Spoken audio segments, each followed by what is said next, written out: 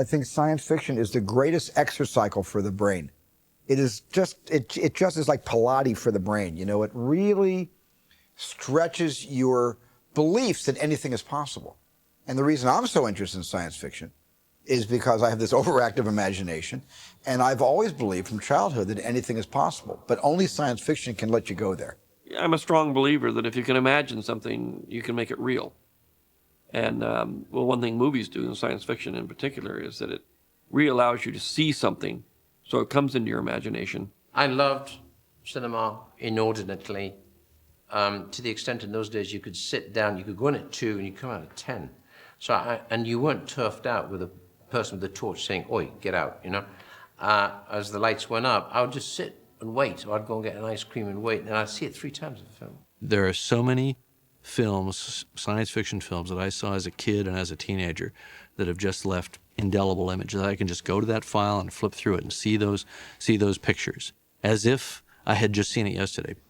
The atomic age ushered in the first great age of movie science fiction. When you come through the Second World War, you've got a very specific enemy. You know what that enemy is. It's there for all the wrong reasons, and it should be prevented, okay? Then you've got the next phase, which is the Cold War, again, which is to do with paranoia, but I think real. It's real. Movies started to nip into that. But no matter where they go or what they do, they always try to remember what to do if the atom bomb explodes right then. It's a bomb. Duck and cover. I would have to say that there was a certain amount of anxiety about that. I mean, I grew up right in the very heat of that. And we did the duck and cover drills all the time. We were always hearing about building fallout shelters, about the end of the world. Kind of issues were always going on. How many bombs were being built? The Cold War was very in the media.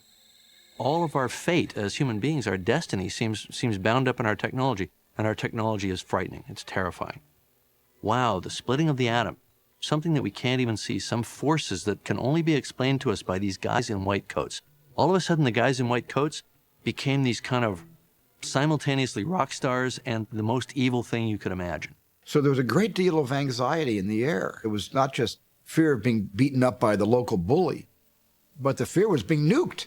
I was more terrified of being nuked than my parents were.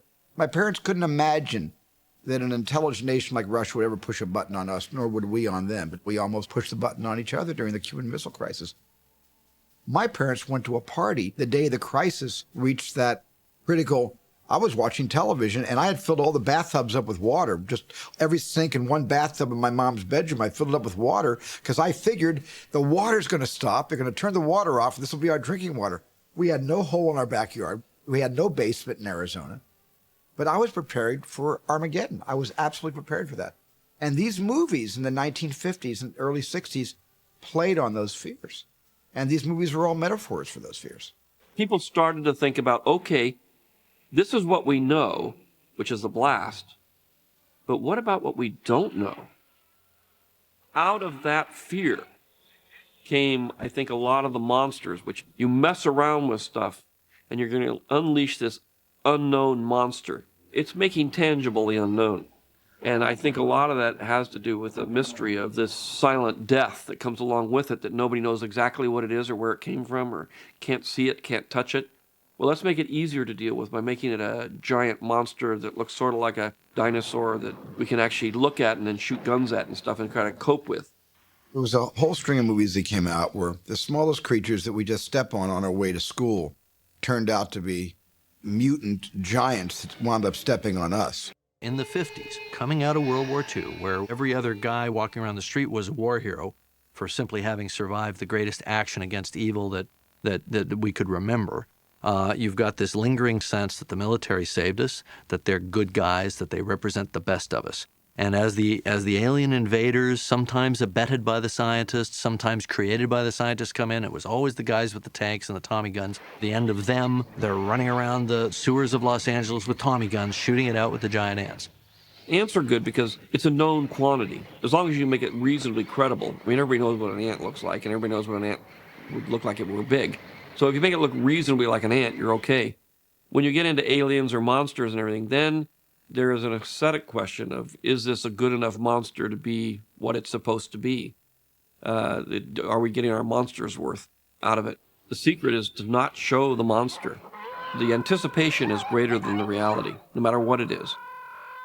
When you have monsters from outer space or aliens, inevitably, when you finally show the monster, it's a disappointment. When you try to make that real with film, you have to make it exist at some point, some way, that the illusion is there, that what you're seeing. And that's always been a hard problem because it's really technical. The generality of feature films has been the world of plot and story. And therefore, the cleanest version of that is like a B science fiction movie where it's just nothing but plot. And when then this happens, and then this happens, and then this happens. You barely get to know the names of the characters because they're just simply saying, okay, watch out, here we go, and then we're going to go over here, and I know they're going to be here by noon, and gosh, we only got 2 hours left. Nobody quite knew what radiation did. They knew it killed you. They knew it deformed you. They knew it did horrible things, and obviously, but it wasn't concrete enough because you didn't kind of see it work. Incredible Shrinking Man was a scary movie to me. I was very young at the time, and obviously for young people to get even smaller, I mean, you already feel small as it is. So for any young person who's trying to grow up, to say, no, what's going to happen? We're going to sprinkle you with magic atomic dust and you're going to get smaller and even less powerful. And as a matter of fact, there's nothing we can do to stop this. So it's like stripping away all sense of power. You're completely helpless. Instead of science creating these giant monsters, it created a tiny guy, and now his cat becomes his mortal enemy. I remember the danger with the cat. And science fiction filmmakers use cats almost symbolically to portray how we feel inside about something we can't express. Cats' instincts are much better than ours, and cats are more finely tuned to the dangers that surround us, while people are sometimes dumb enough to let the danger come right into their bedrooms and kill them while they sleep. Now, of course, when I was a kid and I saw that movie, I'm more interested in the sewing needle fight with the tarantula. It was supposed to be a house spider, but I'm sorry, that was a tarantula. That film had the advantage of character because it's basically just about him. So you're really empathizing with him and his struggle. Sort of sad and pathetic movie. The Incredible Shrinking Man is one of the best science fiction films ever made, with a very profound message about not outer space, but inner space, and about the soul, and where does the soul go, and what is infinity? Is infinity out there, or is infinity in here? Destination Moon is an interesting film. I don't like the film particularly. It's an interesting film because only for its moment in history. It's a response to this spread that was run in Collier's magazine of these paintings done by Chesley Bonestell of these gleaming spacecraft that were going to go out and go to the moon and then go to Mars. Destination Moon was a scientific attempt to create suspense based on no bad guys, no villains, and no aliens. At the time, it was a very provocative idea because nobody had actually experienced or seen anybody go to the moon. It was a movie about the celebration of America's power and technology and intellectual capacity to be able to leave the gravitational hold that it's had on us forever and get to the moon for the first time and put men on the moon. A lot of the people at NASA, if you go and ask these people, they're all inspired by that.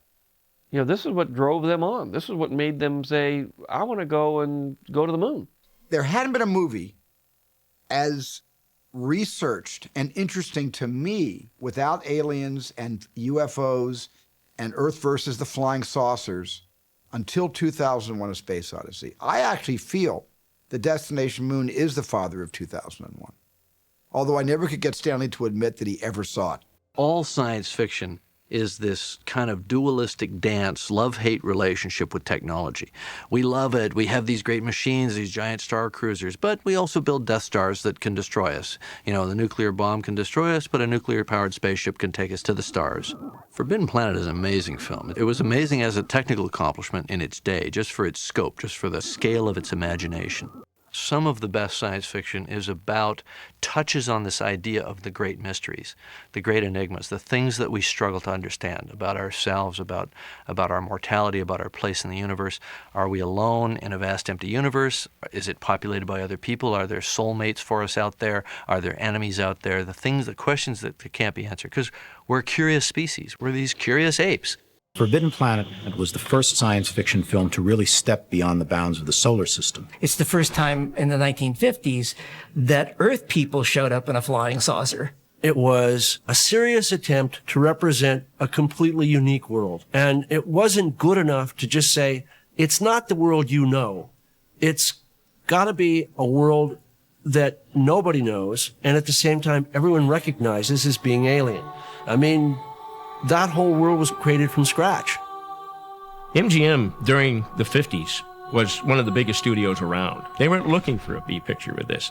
They wanted this to be the first science fiction A film. In MGM, you're talking about the crown jewel, Metro-Goldwyn-Mayer. The studio departments were all in full steam still. And you look at the polish and the shine, on those pictures.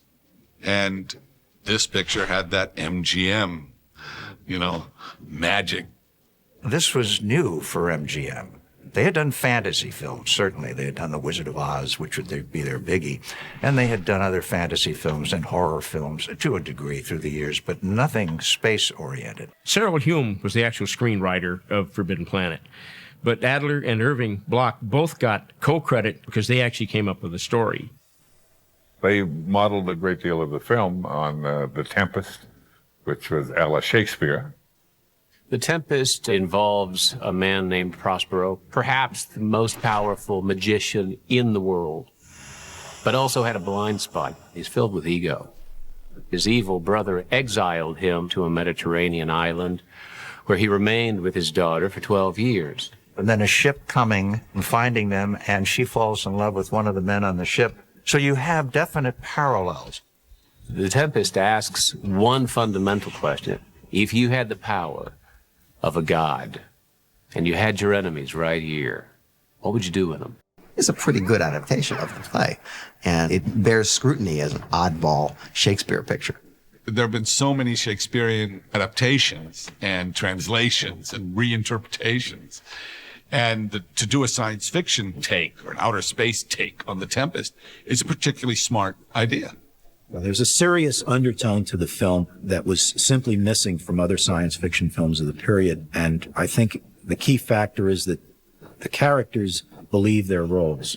We all, as actors, made it a point from the very beginning to take the story seriously and to play it for real. This film was not a kid picture, although it certainly had elements that kids adored. It was far deeper than that. Fred Wilcox, who was the director, discussed the film with everybody working on it, and he said, this is a serious film, and treat it like that. It is interesting for today's audiences to see Leslie Nielsen in a straight dramatic, even a romantic lead role. I was a stalwart, disciplined, obviously strong leading man who was dealing with this girl who did not know what her endowments actually were, and I did. Altera was the perfect virgin, and the commander was the perfect hero on the white horse. Anne Francis is sporting it very well, miniskirts. And this was before miniskirts came in, which was the 1960s. So once again, we're looking into the future, right?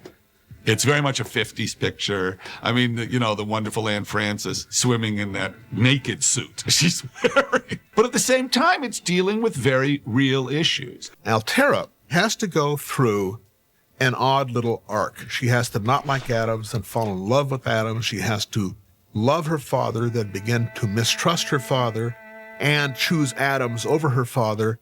That alone makes it a masterpiece of space opera. Walter Pidgeon, at the time, was one of MGM's stars. He had a great voice. He had a great look about him. I mean, nobody could have played Morbius like he did. Pidgeon gave the picture this feel of seriousness, that it was taking itself seriously while at the same time having fun. Now, right here is where I do my quick dissolve into a beard and a spacesuit before I introduce you to Robbie the robot. Everybody knows who Robbie the robot is. He was probably the most unique robot ever created for a movie. I remember that first day, the crew just stood around and looked at it and wondered, what the hell is this going to do? I at least said, well, we got the star of this movie right here. What was great about Robbie is when he was just standing there doing nothing, he stole the show. Robbie was totally acceptable immediately, and also added so tremendously to the believability of everything that you were watching and seeing. Robots before Forbidden Planet had been of the somewhat clunky variety, where you've got basically 3 metal blocks with a head. Robbie could have gone that way. Certainly there were early drawings that could have taken him in that direction, but the art directors and the people involved really wanted to make him unique. I designed it so that he can do practically anything, and especially emphasize his strength and all, being a mechanical thing. You could see where his joints worked. You could see he had gyroscopes inside of his dome going around to keep him upright. There was all kinds of stuff there that could easily be thought of as being real technology. That was the big difference between Robbie and every movie robot before that. Robbie looked like he might work. The idea that you would have a robot who would be a friend instead of an enemy certainly was a novel one. This again comes from respect for the genre. Asimov's 3 laws of robotics start off: 1, robot cannot harm a human being. 2, a robot must obey all orders except where they would conflict with the first law. And the 3rd law is a robot must protect its own existence except where it would be interfering with the first or second laws. And clearly, the people who wrote Forbidden Planet were aware of these laws. When MGM made Forbidden Planet, they were very smart because they went to Caltech to get a lot of the science for it. And so it was very state-of-the-art of the time. They thought if they were going to do a science fiction film, they had to do it big. Cedric Gibbons, who was the head of all the art directors at the studio, he left Arthur Lonergan alone to be the art director on the film. And Lonergan really grabbed a hold of it and said, this is a great opportunity to make something really cool. One of the things that he did was he actually had sets built that were way bigger than what they had in the budget, and was able to get them about half built before the budget department came down on him. So they built all these really elaborate sets, and then they had to finish them because they were already half done. They threw major resources behind the film. They had built this spaceship, and it came down like a giant mushroom, and there was this pillar down the center, and it had to be 40 or 50 feet across up at the top. When we as actors first walked in and they showed us the flying saucer and everything around us, we were extremely impressed by it. Loved it. Loved it. They knew that audiences had never seen anything presented quite like this. Not at this scale, not in a movie. The effects were handled by Arnold Gillespie. He'd done Wizard of Oz, a lot of other films. It was just great because he was not a technician doing effects, he was an artist doing effects.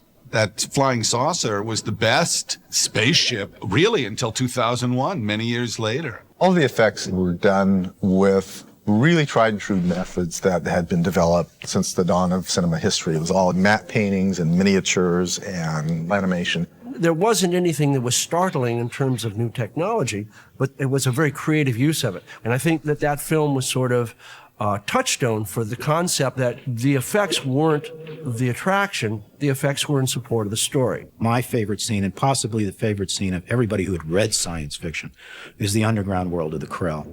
I think one of the brilliant things of the story is not showing you the Krell at all, but you got the feeling of the Krell. I mean, they show you, okay, here's their doorway. So evidently they were very, very wide, but not real tall. You don't know if they're insect kind of people or what they are. When Pidgeon's showing the mind thing, you could see how big these heads obviously were, but you never got to see an image of them, which I thought was great because my own mind created this pretty weird looking thing. The Krell underground, at one point, they go through one of these big shafts, which is really interesting. It looks bottomless. It's an attempt to show science that's beyond anything we can imagine. Since Fritz Lang's Metropolis, nobody had ever attempted scale in science fiction before, and that kind of scale was simply boggling. You get to see these amazing miniature sets with little tiny people walking through these just vast networks of machinery that is still alive. They built a model of this sort of shaft. So he was shot horizontally with the camera probably on its side. And they had them going from one end of the stage, which was the large stage on the MGM lot, down to the very end on the other side. It's as long as a football field. It was just huge. It was this huge underground place. I mean, you almost, looking back at it now, it's almost like the inverse of the Death Star. Then they go into another area, and it looks like super hydroelectric power. It's science fiction, and it's futuristic, but it's got that technology of the 50s creeping in. It gave you a sense of the power and the scope of what the aliens had created. The idea of the Krell reaching a level of sophistication and technological accomplishment where their thoughts become real, they're instantly realized, and of course they destroyed themselves. In that respect, you could say it has political overtones because everybody was very concerned in those days about nuclear weaponry. To think that that entire race is gone, that civilization is gone, is very poignant and adds a real melancholy to the entire film. All of these little details go to make up good science fiction, whether it's written science fiction or filmed science fiction. So when they came to making each decision, they made the right one, all the way up to even the music and how to do the music. Louis and B.B. Barron created a soundtrack that was like no other soundtrack that had ever existed before. And they invented electronic music that you know today. There were not even half a dozen people who were doing electronic music at that point. And there wasn't any commercial equipment, so Louis had to build everything. They had a lot of oscillators. Those are electronic circuits which generate tones and tonalities. It's the precursor to the music synthesizer. They were kids with these pieces of equipment, and good Lord, I mean, it's a classic score. So originally the thought was they were going to do what amounted to sound effects, and somebody else would do the score overall. It took us about 8 months to just do the raw sounds of a Forbidden Planet. Believe it or not, they loved what we came up with and gave us the whole film to score. The fact that a major studio would make the decision on their big spectacle science fiction movie to put this weird music, you can't realize what that was like in the 50s. It was difficult. It was a very hard way to make music. Took us forever to do anything. It was sort of like an impromptu work because they had so many loops going. They had vacuum tubes. It was a truly experimental score, and I've heard nothing like it in any movie. When you hear that, those boom boom starting with the id and stuff, man, it was chilling. I mean, people shivered in fright, and people would come up and say to us, your music for the id sounds just like dreams that I have all the time. And it was like their subconscious. So that's, of course, what we like best to hear. You're expressing our subconscious. Unfortunately, we had to contend with the musicians' union. This was the only feature film released from a studio that had a score that involved no musicians. Since they weren't using traditional instruments, they couldn't take the credit of being musicians. So they made them take a credit of electronic tonalities. It prevented them from being even nominated for an Academy Award. Forbidden Planet used one of the techniques that really accomplished horror filmmakers and horror writers do, which is you don't show all of the monster. You let people's imaginations fill it in. Here's this invisible monster sneaking up to the ship. You see the footprints down in the sands. It was unbelievable. And you saw this stairway that went up to go into the spaceship. And all of a sudden you saw the stair going... Freud's theories on psychology was that there was an id that was between the ego and the superego. And the id was where all of our primitive side resided. You're talking about Freud meeting outer space. So you had the character portrayed by Walter Pidgeon, you know, who doesn't even realize that he's doing this. Made you wonder who is the villain in this story and where is all of this coming from. Nice and creepy. The monster from the id wasn't intended to be something that you saw, but they realized that somewhere during the shooting that they really needed to see something. MGM said, look, we're going for terror. This thing has got to be a nightmare. It's got to be all the things that a good character has. It's got to be mobile. It's got to be scary. It's got to look menacing. They went through all kinds of concepts of what it could look like. Some are almost comical. to something really kind of gruesome, like a worm-looking thing. It was kind of hideous. The creepiest one is, since it's Walter Pidgeon's head on this two-legged biped thing. Really hideously. I mean, that would have scared people, I think. There was worries about how to do the id monster. Do it with some sort of stop motion system like a Ray Harryhausen thing. And I think that may have looked too solid, but they went with an animation approach. MGM called up Walt Disney Studios and asked if they could borrow Josh Mader, who was an animator. He was like their premier animator at Disney Studios. And Fantasia, he came up with most of the really great concepts of the dinosaur fights and stuff like that. He was great at doing like lava flows. I mean, he was probably one of their best animators. Well, Josh Mader not only did, of course, the id monster, but he also did like the sort of beam that you see coming off the flying saucer as it's landing.